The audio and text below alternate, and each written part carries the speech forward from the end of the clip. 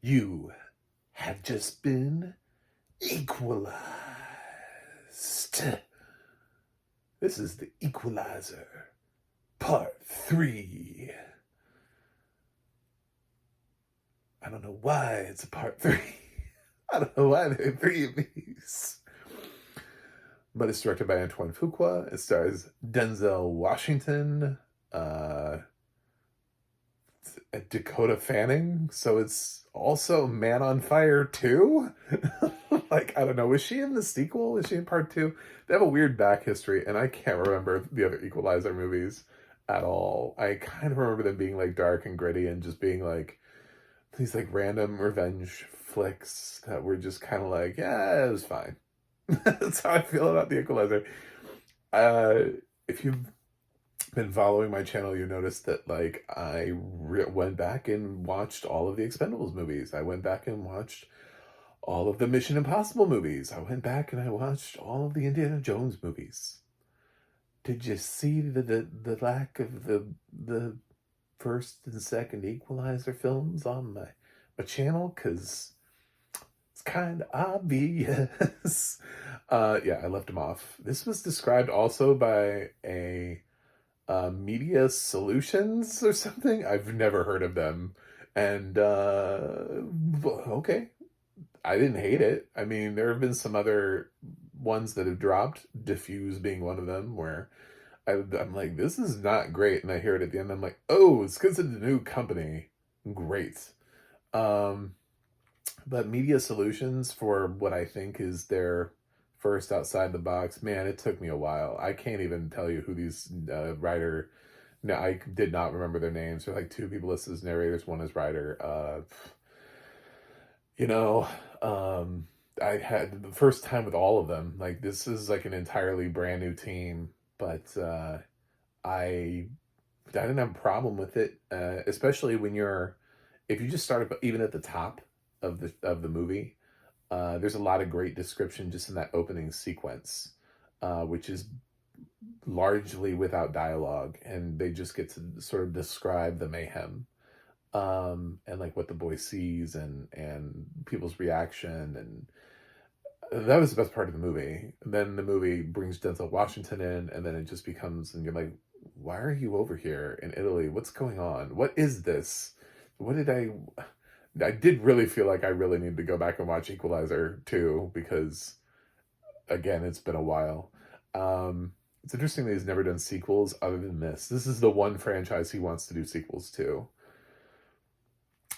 He's never done a sequel other than The Equalizer. That's what actually made Equalizer Part 2 so interesting, was that it was the first sequel he had ever done in his entire career. But now he's in a third film, and I'm like, what is it about this character versus all of your other characters that makes you feel like you need to keep doing it? Because I don't see it. It's not there for me.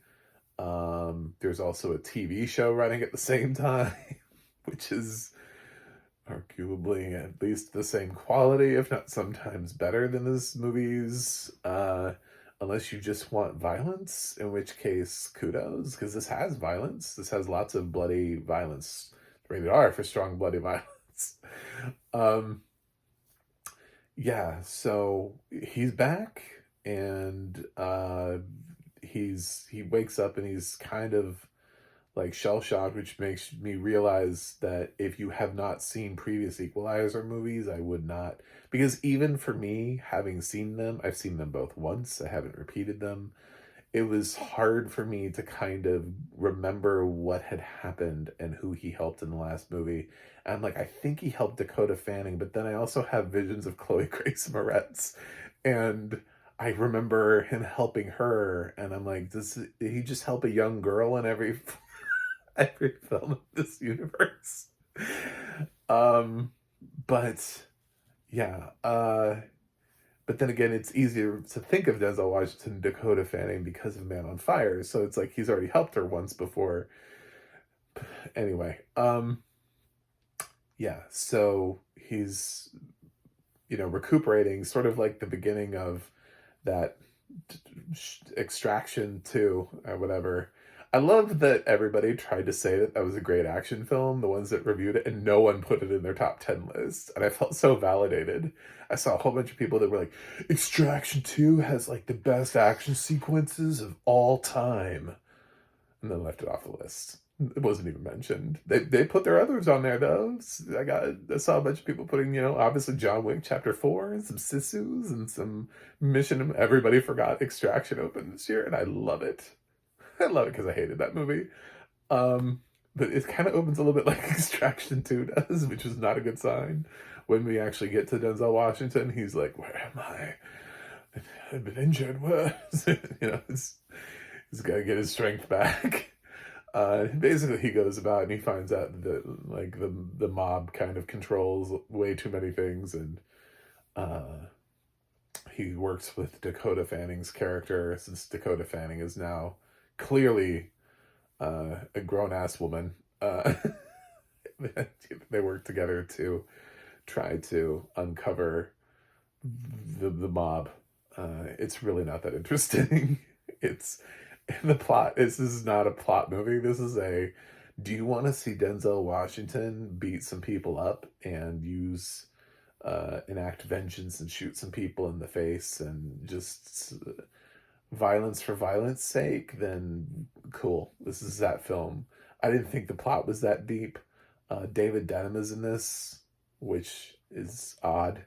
But there aren't. Everybody else is sort of like Italian as in this. Anyway, Antoine Fuqua's always just like a mixed bag as a director. He's got some great films, and he's pretty solid at action sequences. Which was why I think the last film that he did was Emancipation. And I kind of commented on maybe he wasn't the right director for this because it felt sort of like he couldn't handle the quieter moments. It felt like he always just wanted to hit, he's great for action sequences, which is why this film is interesting, is because there are action sequences here. But in a year where we had, good Lord, John Wick Chapter 4 and Sisu and Mission Impossible and I guess Chris Hemsworth's movie, and I mean, we're just doing revenge thrillers out the butt. I think Liam Neeson was in one. It was bad.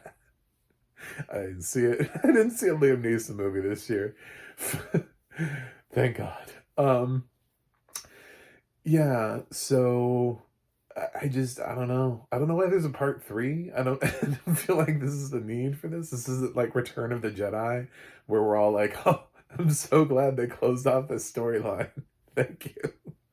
Thank you for wrapping this up. We really needed to close off this trilogy."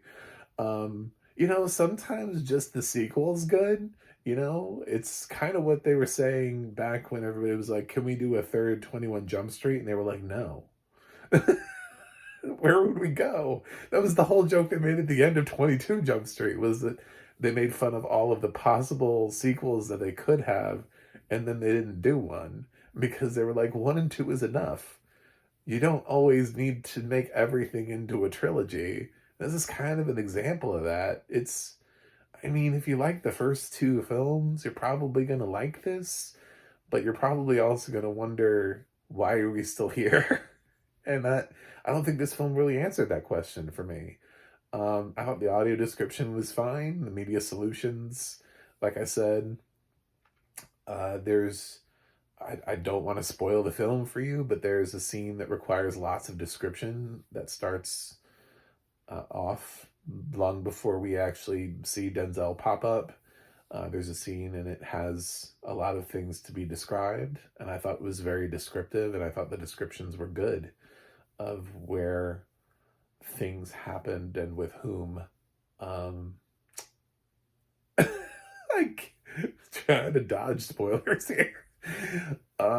Yeah, so, and then of course there are action sequences throughout the film. So the voice was interesting. The choice of narrator, primary narrator I should say, she was an interesting choice for a film that largely has, machismo. It's always interesting to choose a female narrator because you're more likely to have their voice cut through when you got a bunch of guys yelling at each other. She doesn't feel very action packed. That would be the note that I would give, because I kind of gave the same note about Expendables with Laura Post. I was like, I don't know if she'd be my first choice for an action film, but Expendables is also something that doesn't take itself seriously, and it needs somebody.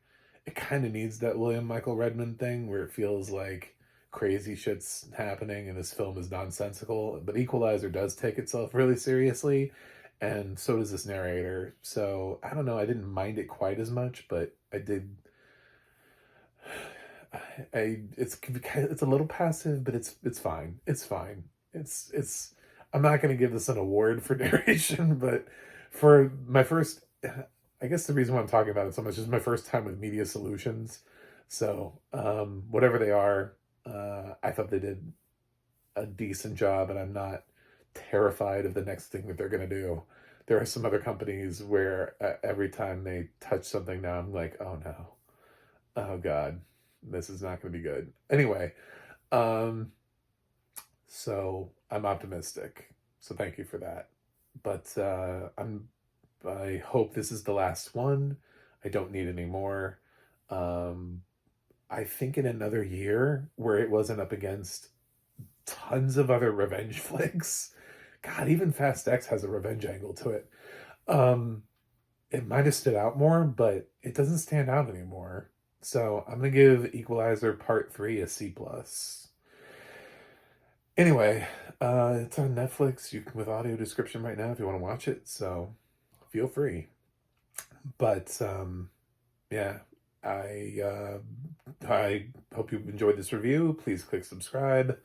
I have a website, MacMovieGuy.com. You can follow me on X, Threads, or Instagram at MacMovieGuy. You can go to the audio description project, adp.acb.org. It'll let you know what does have audio description and where you can watch it. And you can go to the ADNA.org. That's the ADNA.org. It'll let you know who's narrating your favorite films and television series. That's it for me today. I will watch something else and see you guys on the other side.